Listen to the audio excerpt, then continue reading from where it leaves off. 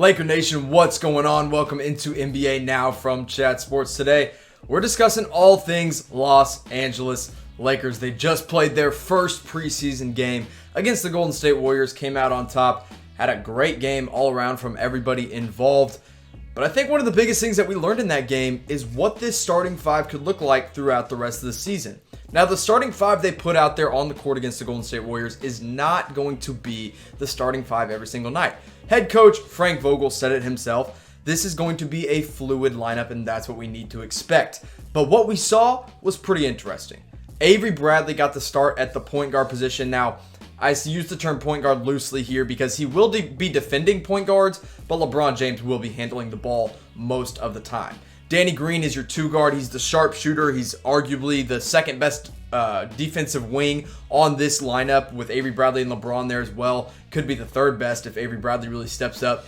LeBron, of course, at the 3, AD at the 4, and it was JaVale McGee at the 5. I know a lot of Laker fans thought, hey, Dwight Howard might be starting. I even saw some in our comment section saying Dwight Howard will be the starting center on night 1 of preseason, and that wasn't the case. JaVale McGee got the start here, but I think the most important thing we need to talk about is Anthony Davis. The dude was absolutely 100% dominant, showed why. Even though it's preseason, I know I don't want to get too ahead of myself. I don't ever love overanalyzing these games, but Anthony Davis was an absolute monster. He showed why some people call him a top 5 player, and really one of the top 3 players that could win MVP this year if he has a big year. Now, didn't show any signs of slowing down. This was his stat line from that game against the Warriors, the first preseason game. 22 points and 10 boards. Now, that's pretty standard, and you're like, okay, nothing really to gush about. And then you're like, wait a minute. He only played 18 minutes in that game and put up a double-double and 22 points in that. Like, that is really impressive. I was really impressed with what I saw out of Anthony Davis. I don't have a negative thing to say about him. If he stays healthy and stays out of any kind of drama in LA, he should be a top 3, top 5 MVP candidate at the end of the season. Now, another guy I definitely want to talk about who didn't really get as much of, the big time lights. He isn't really that important to this team, as important as Anthony Davis. Don't get me wrong. Every player is important to this team. Not as important as Anthony Davis. Is Troy Daniels. I was really impressed with what I saw out of him. Now, there are a lot of injuries on this Laker team, which we will get to soon. Stay tuned for the injury report at the end of this. And Troy Daniels got his opportunity and really showed out. I thought he had a really, really nice game in that first preseason game against the Warriors. He had 14 points, 2 steals. Now, defensively, that's not what he's really known for, but 2 steals is a pretty good stat line to have in there. 54.5% from the field, and then this was all in 25 minutes in the first game, which he will not be getting on a regular basis. That 25 minutes is pretty out there. I don't see Troy Daniels getting that very often, but 14 points from a reserve like that, that's pretty nice to have, and pretty nice little confidence booster in the first preseason game. Now, I think the answer is pretty clear. Who was the most impressive in that first preseason game? It was Anthony Davis. I mean, there's no doubt about it. By far, the most impressive player on the floor that night. But maybe let's take him out of the equation. Who impressed you the most in LA's first preseason game? Maybe it was Troy Daniels. Maybe it was Alex Caruso. Whoever it might have been, let me know in the comment section below. Again, I'm going AD, but if I had to take AD out of it, Troy Daniels really, really stepped up to the plate.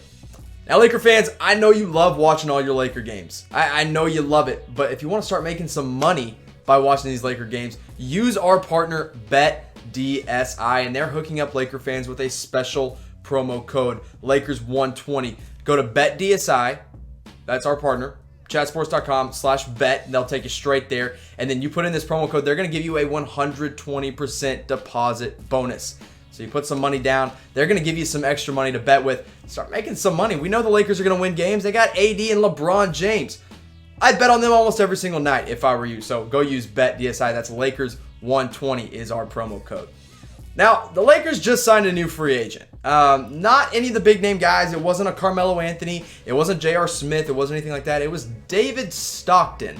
And you might remember that last name because he is, of course, the son of John Stockton. So that maybe had a little bit to do with why he's back in the NBA. He did play a little bit for the Sacramento Kings and the Utah Jazz when he was in the NBA recently, but he only played 3 games for each of those teams, didn't really make an impact. Last time he was in the league was in 2017, 2018, and last year he spent time over in Germany playing professionally there in the Bundesliga league. So last year with his German team, 8.7 points per game, 3.6 assists, 2 boards, 20 minutes per game. You know, these aren't really impressive stats. These aren't really impressive numbers. I truly believe the main reason David Stockton is on an NBA team right now is because he is John Stockton's son. But look, the main thing is that he's a camp invite. They're not really paying him any real money, nothing against the cap.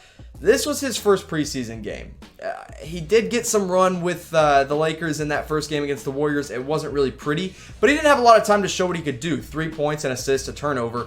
And that was only in 7 minutes of play. Now, I will say they signed him like a day before that game happened, so he didn't really get a lot of time. So maybe in the next preseason game, we'll see a little bit more David Stockton and see what he can do. But again, he's a camp invite, along with these other guys. Devontae Cacok, he is, of course, the undersized center. He's playing more power forward now that he's in the NBA. Demetrius Jackson, who I actually loved coming out of the draft when he came out of Notre Dame, but really hasn't done anything in the NBA. And then it's David Stockton. These guys are all there in case they have more injuries they have to deal with, in case one of them shows out in the preseason. They're like, hey, maybe we can give you some kind of unguaranteed, non-guaranteed deal.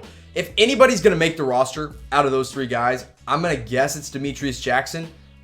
But I know people would like David Stockton to be in there just because of his name.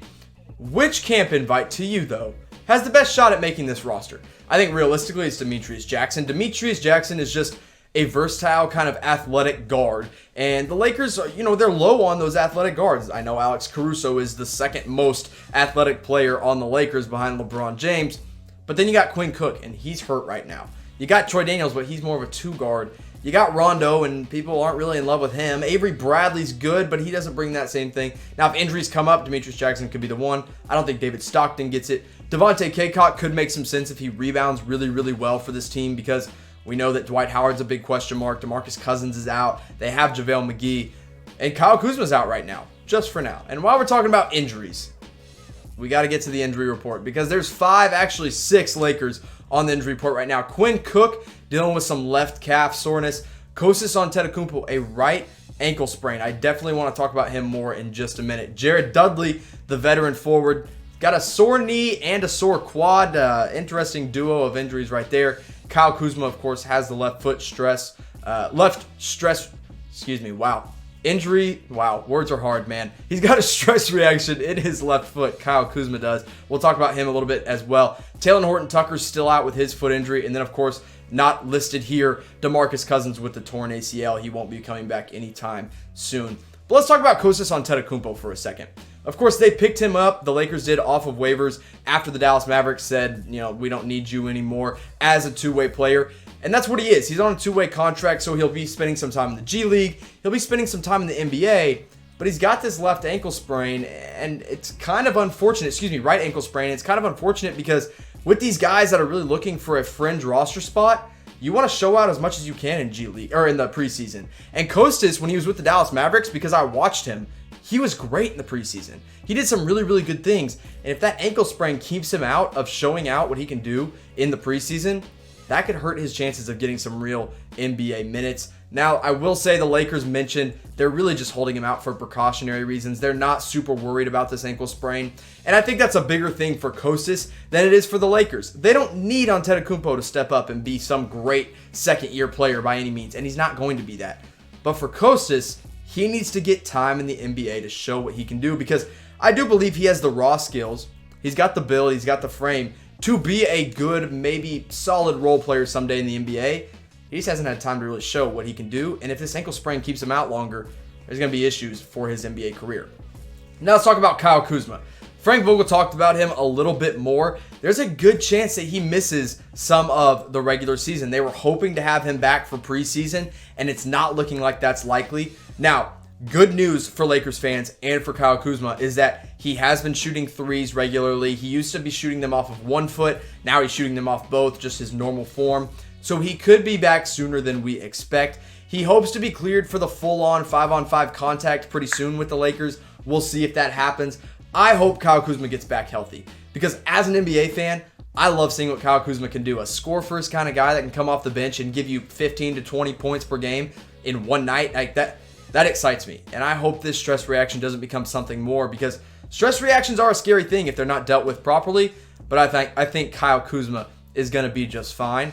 But I got to ask you guys, ask the true Laker fans out there of Lakers Nation, are you worried at all about Kyle Kuzma's injury? Type Y for yes, type in for no.